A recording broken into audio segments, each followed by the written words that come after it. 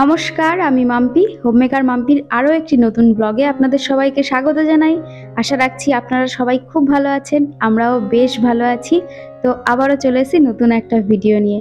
আশা রাখছি ভিডিওটি আপনাদের খুব ভালো লাগবে। বৃষ্টি ভেজা সকালের আপনাদেরকে অনেক অনেক শুভেচ্ছা। তো গতকালকের থেকেই প্রচুর পরিমাণে বৃষ্টি হচ্ছে আমাদের এখানে। আশা করছি আপনাদের ওখানেও হচ্ছে, মানে সব জায়গাতেই মোটামুটি এখন নিম্নচাপ চলছে, তো সব জায়গাতেই বৃষ্টি হচ্ছে। আর এই বৃষ্টির মধ্যে সকাল সকাল বানিয়ে নিয়েছি চা আর চিড়ে ভাজা। তো এই যে সকালবেলায় বৃষ্টি ভেজা সকালে গরমা গরম এক কাপ চা দিয়ে আমার ভিডিওটা শুরু করলাম। অনেক দিন ধরে ভাবছিলাম এই ঘরটাকে ডিপ ক্লিন করব, তবে কিছুতেই হয়ে উঠছিল না, কারণ সকালবেলায় একবার রান্নাঘরে ঢুকে পড়লে না, ওই রান্নাঘর থেকে বেরিয়ে এসে তারপরে আর এই কাজটা করা হয় না। আর যেদিনকে আমি কোনো ঘর ক্লিন করি তো সেদিনকে রান্নার চাপটা একটু কম রাখারই চেষ্টা করি। তো আজকে মানে গতকালকের থেকে প্রচণ্ড পরিমাণে আমাদের এখানে বৃষ্টি হচ্ছে। আজকে সকাল থেকে পুরো নিম্নচাপ যাকে বলে, প্রচণ্ড পরিমাণে বৃষ্টি হচ্ছে। ভেবেই রেখেছি যে আজকে দুপুরবেলায় হবে খিচুড়ি। খিচুড়ির সঙ্গে কিছু একটা ভেজে দিলেও হয়ে যায়। খিচুড়ি তো শর্টকাটের রান্না, খুব তাড়াতাড়ি হয়ে যায়। তো যেহেতু খিচুড়ি করব, তো ভাবছি এখন অঢেল টাইম রয়েছে আমার কাছে, এই ঘরটাকে ডিপ ক্লিন করে নিই। তো এই ঘরটায় কাজে হাত দেবো, মানে ঘরের কাজে হাত দেবো। তবে তার আগে ব্রেকফাস্ট কিছু বানিয়ে দিয়ে আসি বাবুর আর বিজয়ের জন্য। সকালে চিড়ে ভাজা চা খেয়েছি, তো ছেলের জন্য তো কিছু একটা ব্রেকফাস্ট বানাতেই হবে। তো ছেলের জন্য আজকে বানাবো হচ্ছে পাস্তা বানাবো। বাচ্চারা তো পাস্তা খেতে ভীষণ ভালোবাসে, আমার ছেলেও ঠিক তাই, পাস্তা খেতে ভীষণ পছন্দ করে। তবে ওদেরকে সবসময়ের জন্য একটু হেলদি ভার্সনে পাস্তাটা দেওয়া উচিত। দোকানে মার্কেটে আপনারা যে পাস্তাটা পাবেন ওর মধ্যে ময়দাটাই বেশি থাকে। তবে আমি যেটা ইউজ করি সেটা হচ্ছে এই যে ডিজাইনোর 100% হোল হুইট আর সেমোলিনার যে পাস্তাটা হয়, এটার মধ্যে ময়দা নেই, এটা আটা আর সুজি দিয়ে তৈরি করা হয়। এটা ভীষণ হেলদি একটা অপশন, এর মধ্যে প্রোটিন রয়েছে। তো আপনারা চোখ বন্ধ করে বাচ্চাদের খাওয়াতে পারেন। তো এর আগেও আপনাদের সঙ্গে আমি শেয়ার করেছিলাম এই পাস্তা, আমি এর আগেও খেয়েছি, ট্রাই করেছি, ভীষণ ভালো। আমি আবারও অর্ডার দিয়েছি, তো ছেলেকে এখন আমি এই পাস্তাটাই করে দেবো। তো চলুন পাস্তাটা করে দিই। তো এখানে সবার প্রথমে আমি পাস্তাটাকে বয়েল বসিয়ে দিয়েছি। তো এখানে শুধুমাত্র বাবুর জন্যই পাস্তা করছি, খুব বেশি করব না, অল্প পরিমাণেই করব। আর এই যে আমি প্রথমে প্যানের মধ্যে বাটার দিয়ে দিয়েছি। আর আমার ঘরেতে সবসময়ের জন্য রেডিমেড পিৎজা পাস্তা সসটা সবসময়ই থাকে, আর এটা থাকলে খুব একটা তামঝাম লাগে না। তো বাটারের মধ্যে আমি এই পাস্তা সসটাকে খুব ভালো করে একটু, খুব ভালো না, সামান্য একটু ফ্রাই করে নিয়ে তারপরে যে বয়েল পাস্তাটা অ্যাড করে দেবো, দিয়ে 2-5 মিনিট একটু নাড়িয়ে নিলেই হয়ে যাবে আমার পাস্তা। আপনারাও যদি এই পাস্তাটা ট্রাই করতে চান তো আমার ডিসক্রিপশন লিংক দেওয়া থাকবে, আপনারা ওখান থেকে পারচেস করতে পারেন। তো এদিকে আমার পাস্তা রেডি হয়ে গেছে, আর ভীষণ ভালো লাগছে না দেখতে, খেতেও ভীষণ ভালো হয়েছিল। তো ওদিকে পাস্তা করে সোজা চলে এসেছি ঘরের কাজে।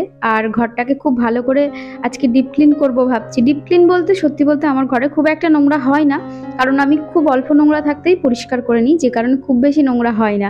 আর এটা খুব ভালো একটা স্মার্ট ট্রিক জানেন, মানে খুব বেশি নোংরা হওয়া পর্যন্ত অপেক্ষা করতে নেই। অল্প নোংরাতেই যদি ঘরদোর পরিষ্কার করে নেওয়া যায় না, তাহলে কাজের প্রতি খুব একটা বেশি ল্যাদ লাগে না, কারণ অনেক বেশি অপরিষ্কার হয়ে গেলে সেই কাজটা করতে ইচ্ছা করে না। তবে অল্প নোংরা থাকতেই যদি করে নেওয়া হয়, করার এনার্জিটাও থাকে, আর ঘরদোরও খুব বেশি নোংরা অপরিষ্কার মনে হয় না। তো আজকে এই ঘরের বেড কভারটা চেঞ্জ করব, অনেকদিন ধরেই ভাবছিলাম বেড কভারটা চেঞ্জ করব। তো আজকে যেহেতু চেঞ্জ করব তাই ভাবলাম একটু ঘরগুলোকেও আমি একটু পরিষ্কার করে নিই ফার্নিচার দিয়ে। তারপরে এই যে জানালাগুলো যেগুলো থাকে, গ্রিলগুলো থাকে, তো সেগুলো না সচরাচর পরিষ্কার করা হয় না, তো সেইগুলোই আজকে পরিষ্কার করব ভাবছি। আর এই যে গ্লাভসটা দেখতে পাচ্ছেন, মাইক্রোফাইবারের গ্লাভস, এটা এত সুন্দর, মানে এত সুন্দর সবকিছু পরিষ্কার হয়। আর এই মাইক্রোফাইবার গ্লাভসগুলোকে যদি হালকা করে একটু ওয়েট করে নেওয়া হয় না, তাহলে আরও বেশি পরিষ্কার হয় জানেন। আসলে কি বলুন তো, হালকা ওয়েট থাকলে কি হয়, সমস্ত নোংরাগুলো এই গ্লাভসের মধ্যে এঁটে আসে, ভীষণ ভালো পরিষ্কার হয়। এই মাইক্রোফাইবার গ্লাভসগুলোকে আমি কিছুদিন আগেই অর্ডার দিয়েছিলাম, তবে একটা না, দুটো একসঙ্গে অর্ডার দেওয়া হয়েছিল।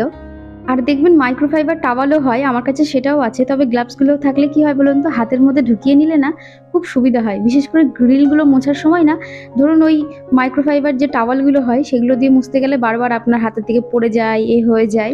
তবে এই মানে গ্লাভসগুলো হাতের মধ্যে একবার ঢুকিয়ে নিলে আপনারা সব রকম ক্লিন খুব সুন্দরভাবে করে নিতে পারবেন।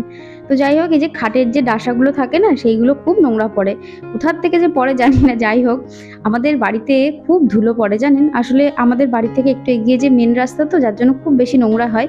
কিছুদিন পর পরই সব কিছু পরিষ্কার করা হয়, তা সত্ত্বেও নোংরা হয়। আর আমার বাড়ির বেশিরভাগ জিনিসই তো লাইট কালার, সেই কারণেই আরও বেশি করে পরিষ্কার করতে হয়। মানে নোংরাগুলো না প্রচণ্ড পরিমাণে ভিজিবল হয়, মানে একটু নোংরা হতেই মনে হয় যেন কত নোংরা হয়েছে।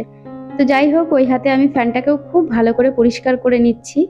আসলে দেখবেন বাড়ির প্রত্যেকটা জিনিস যদি যত্ন না নেওয়া হয়, সময়ের সঙ্গে সঙ্গে শুধু ধুলোই পড়ে না, সেই জিনিসগুলো তো মরচেও ধরে যায়। তো এত যত্ন করে এত কষ্ট করে বাড়ির প্রত্যেকটা জিনিস তৈরি করেছি, সহজেই যদি চোখের সামনে নষ্ট হয়ে যায় সেগুলো দেখতে একদমই ভালো লাগবে না। খুব কষ্ট করে, খুব ভালোবাসা আর যত্ন সহকারে এই বাড়িটা আমরা তৈরি করেছি তিল তিল করে। তো সেই কারণে বাড়ির প্রত্যেকটা জিনিসের প্রতি খুব যত্ন। আর করবোই না কেন বলুন তো? বাড়িঘর সত্যি বলতে আমাদের কাছে মন্দির তুল্য। বাড়িঘর যদি পরিষ্কার পরিচ্ছন্ন না রাখি তাহলে ভালো লাগে বলুন তো? যত ভালো স্থানেই যান না কেন আর যতদিনই ঘুরতে যান না কেন, তবে কিন্তু এই অবশিষ্টকালে বাড়িতে এসেই যেন ক্লান্তি আর শান্তিটা হয়। ক্লান্তিটাও বাড়িতে এসেই মেটে। বাড়িটাকে সবসময়ের জন্য পরিষ্কার পরিচ্ছন্ন রাখতে হবে আর নিজের সাধ্য অনুযায়ী যতটুকু জিনিস পারবেন ঠিক ততটুকু জিনিস দিয়েই খুব ভালোভাবে যত্ন সহকারে গুছিয়ে রাখার চেষ্টা করবেন। একদম ছোট্ট একটা বাড়ি বা একটা ছোট্ট কুঁড়েঘরও দেখবেন রাজপ্রাসাদের মতো লাগবে। বাড়ি তৈরি হয় মানুষের ভালোবাসা আর যত্ন দিয়ে। এর আগে একটি বোন আমায় কমেন্ট করে বলেছিল, দিদিভাই তোমার বাড়ি তো পাথর লাগানো রয়েছে যে কারণে খুব সুন্দর, আর তার পাশাপাশি তোমার বাড়ির প্রত্যেকটা ফার্নিচার রয়েছে, জিনিস রাখার জায়গা রয়েছে যে কারণে তুমি খুব ভালো করে গুছিয়ে পরিপাটি রাখতে পারো। তবে আমার তো অত কিছু নেই, সেই কারণে বাড়িটা অত ভালো গুছিয়ে রাখতে পারি না। একটা সময় আমরা যখন কৃষ্ণনগরে জায়গা কিনেছিলাম, টাউনের মধ্যে অনেকটা টাকা দিয়ে জায়গা কিনতে হয়েছিল, তারপরে আমাদের কাছে আর কিচ্ছুই ছিল না। তারপরে একতলা করি, আস্তে আস্তে তারপরে দোতলা করি, তিল তিল করে এই বাড়িটা তৈরি করেছি। প্রথম দিকে আমাদেরও কিছু ছিল না, অনেক বছর লেগে গেছে। আমরা কৃষ্ণনগরে বাড়ি করেছি আজ 15 বছর পার হয়ে গেছে, 16 বছর হতে গেল। তো সেই জায়গায় দাঁড়িয়ে অনেকটা সময় দিতে হয়, অবশ্যই সময়ের সঙ্গে সঙ্গে সবকিছু তোমারও হবে। আর সত্যি কথা বলতে সুন্দর বাড়ির তো ডেফিনেশন তো ওইভাবে হয় না। ধরো তোমার কাছে আমার বাড়িটা সুন্দর মনে হচ্ছে, আবার অনেকের কাছে কিন্তু আমার বাড়ি অতটাও সুন্দর না, কারণ এখন অনেক পরিমাণে বিলাসবহুল বাড়ি দেখা যায়, অনেক লাক্সারিয়াস বাড়ি রয়েছে, অনেকেই তারা থাকে, ফ্ল্যাট রয়েছে, অনেক সুন্দর সুন্দর রয়েছে। তো আমার কাছে আমার জিনিসটাই আমার কাছে প্রিয়। তোমার কাছেও তুমি তুমি যেখানে থাকো সেই জায়গাটাকেই সুন্দরভাবে ভালো পরিষ্কার পরিচ্ছন্নভাবে নিজের মতো করে গুছিয়ে রেখে দেওয়ার চেষ্টা করো, আর সেটাকেই রাজপ্রাসাদ মনে করো। আমি তো তাই মনে করি। যখন আমার কিছু ছিল না তখনও আমি সেই জিনিসগুলো দিয়েই গুছিয়ে রাজপ্রাসাদ বানিয়ে রাখতাম, এখনো তাই করি। আর কি বলতো, জীবনে না চাহিদার শেষ নেই। যে জিনিসটা আমাদের কাছে থাকে না সেই জিনিসের আক্ষেপ থাকে, আর যে জিনিসটা আমাদের কাছে অ্যাভেলেবেল সেই জিনিসের আমরা মূল্য দিতে জানি না। ওই যে হিন্দিতে একটা প্রবাদ আছে না, জো মিল গায়া সো মিট্টি হে, জো নেহি মিলা ও সোনা হ্যায়। মানে যেটা পেয়ে যায় সেটা মাটি, আর যেটা পাই না সেটা হচ্ছে সোনা। তো যাই হোক, কথা বলতে বলতে আমার অনেকটা কাজ হয়ে গেল। তো বেড কাভারটাকেও চেঞ্জ করে নিয়েছি, একটা ধোয়া কাচা বেড কাভার পেতে দিয়েছি। আর এদিকে এই যে এবার যে ফার্নিচারগুলো রয়েছে এগুলোকে ভালো করে মুছে নেব। যদিও এগুলো ডেলি বেসিসে মোছা হয়, তবুও হালকা করে মুছে নেব, এগুলো খুব একটা বেশি নোংরা হয়ও না। আর কিছুদিন আগে আমরা যখন সিকিম গিয়েছিলাম, তো সিকিম থেকে এই সাইড টেবিলের এই ম্যাটটা কিনে নিয়ে এসেছিলাম, গোল্ডেন কালারের, ভীষণ সুন্দর জানেন। তবে আমি যখন নিয়েছিলাম তখন মনে করেছিলাম হয়তো টেবিলের থেকে একটু বড় হবে, তবে বাড়িতে পাতার পরে দেখলাম একদম পারফেক্ট সাইজ নিয়ে এসেছি। এর থেকে ছোট সাইজও ছিল, বড় সাইজও ছিল, তবে আমি ওটাই চুজ করেছি। তবে এসে দেখে একদম ঠিকঠাক। তো যাই হোক, আমি ওই টেবিলটার ওপর একটা গাছ রেখে দিয়েছি, যে কারণে ঘরের শোভা না বেড়ে যায়।